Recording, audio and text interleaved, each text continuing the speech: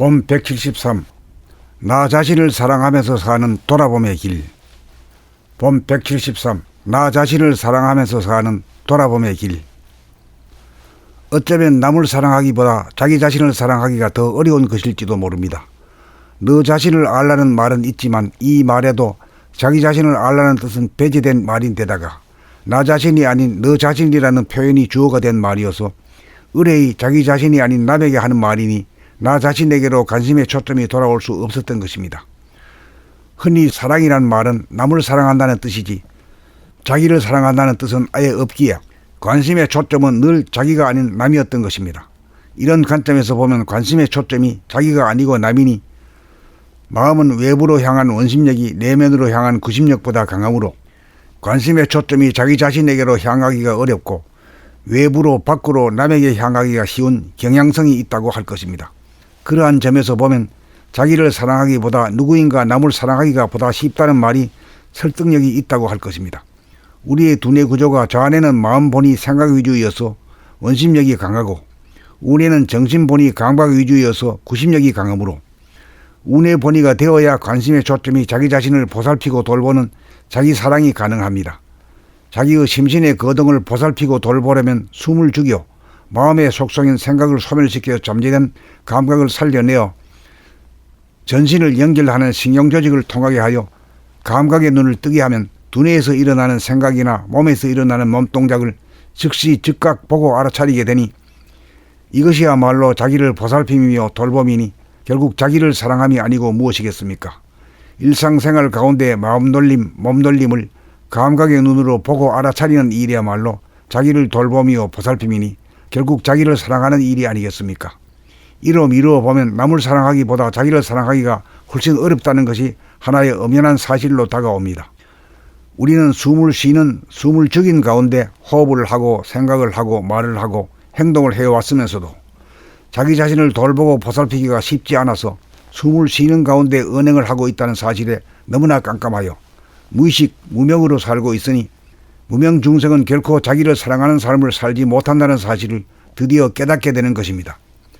자, 그러므로 먼저 우리는 숨 쉰다는 숨이 죽은 상태부터 깨달아 일거일동에 깨어서 저절로 자동적으로 생각하고 말하고 행동하는 인간 개벽의 길인 행위사학 공부에 다같이 매진합시다.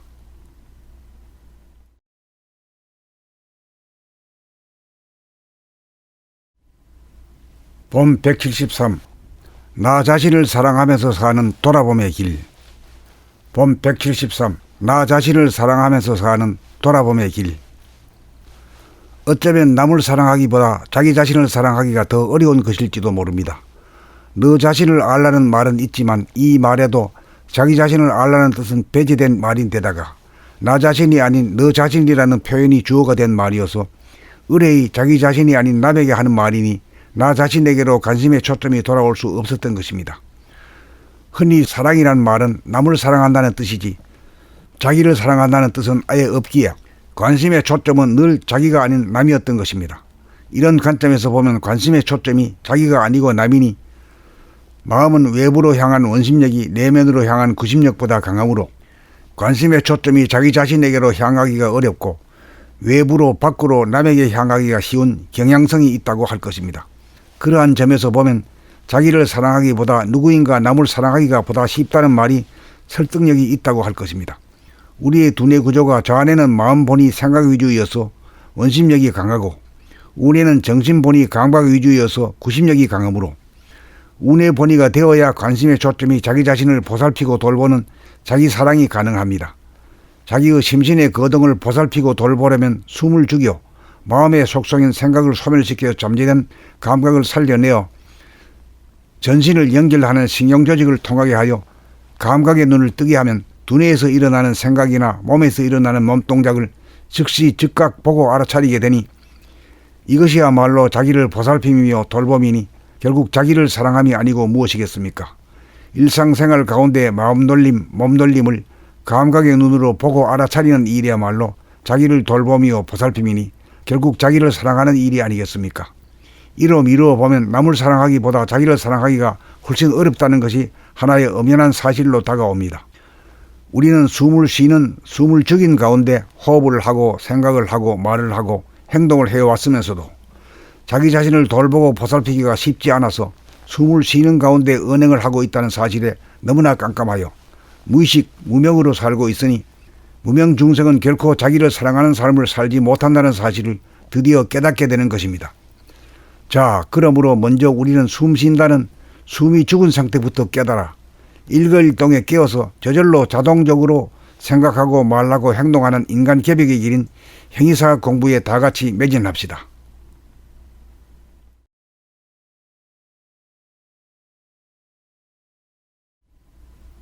본 173. 나 자신을 사랑하면서 사는 돌아봄의 길. 본 173. 나 자신을 사랑하면서 사는 돌아봄의 길.